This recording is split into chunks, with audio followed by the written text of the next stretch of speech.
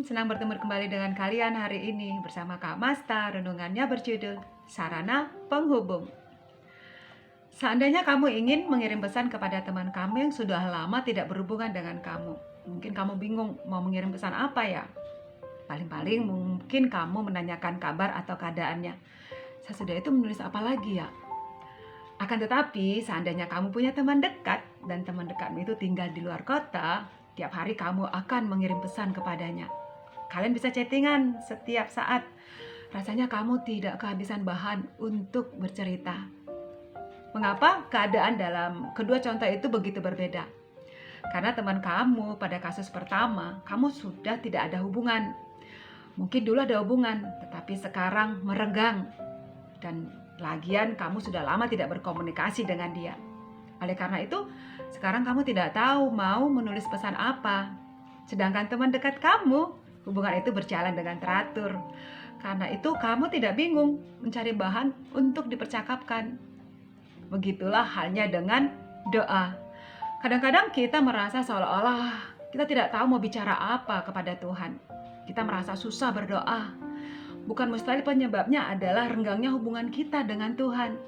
Padahal justru hubungan dengan pencipta seperti itu ciri utama yang membedakan manusia dengan hidup hewan atau hidup tumbuhan. Hidup yang diberikan kepada manusia adalah hidup yang sejati adik-adik. Hidup yang mengenal hubungan dengan Allah. Yohanes 17 ayat 3. Inilah hidup yang kekal itu, yaitu bahwa mereka mengenal Engkau satu-satunya Allah yang benar dan mengenal Yesus Kristus yang telah Engkau utus. Doa adalah hak yang diberikan sebagai keistimewaan dari Allah kepada manusia. Hak itu diberikan demi kepentingan manusia supaya manusia dapat berhubungan dengan penciptanya. Kalau hak itu jarang digunakan, manusia itu sendiri yang menanggung akibatnya. Tentu saja saat berhubungan atau berdoa dia merasa canggung dan tidak tahu mau berkata apa.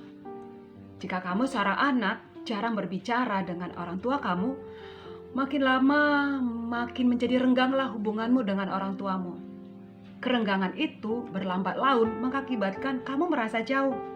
Merasa jauh seperti itu dapat terjadi dalam hubungan antara manusia dengan Allah. Dari situ kita dapat mengerti bahwa mengapa Tuhan Yesus memberi tempat yang begitu penting kepada doa dalam hidupnya sehari-hari. Ketiga kitab Injil yang pertama mencatat banyak kejadian di mana Tuhan Yesus menyepi untuk berdoa seorang diri.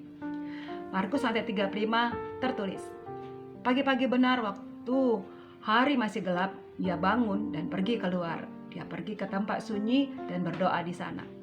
Matius 14:23 tertulis, dan setelah orang banyak itu disuruhnya pulang, Yesus naik ke atas bukit untuk berdoa seorang diri. Dan di dalam Lukas 6 ayat 12 dituliskan, pada waktu itu pergilah Yesus ke bukit untuk berdoa dan semalam-malaman dia berdoa kepada Allah. Menarik untuk diperhatikan bahwa ketiga ayat itu memberikan keterangan tentang waktu Tuhan Yesus berdoa, yaitu pagi, petang, dan malam. Dari situ kita mengerti mengapa Tuhan Yesus menyuruh kita berdoa bukan sekali-sekali, melainkan setiap hari. Artinya setiap hari menyediakan waktu untuk memelihara hubungan dengan Tuhan. Sebagaimana lampu memerlukan kabel sebagai sarana penghubung dengan sumber listriknya, begitulah manusia memerlukan doa sebagai sarana penghubung dengan sumber hidupnya, yaitu Tuhan kita. Demikian renungan Kak Masta, kita berdoa. Ajar kami Tuhan Yesus untuk selalu terhubung dengan Engkau melalui doa kami setiap hari. Amin. Tuhan Yesus memberkati. Shalom.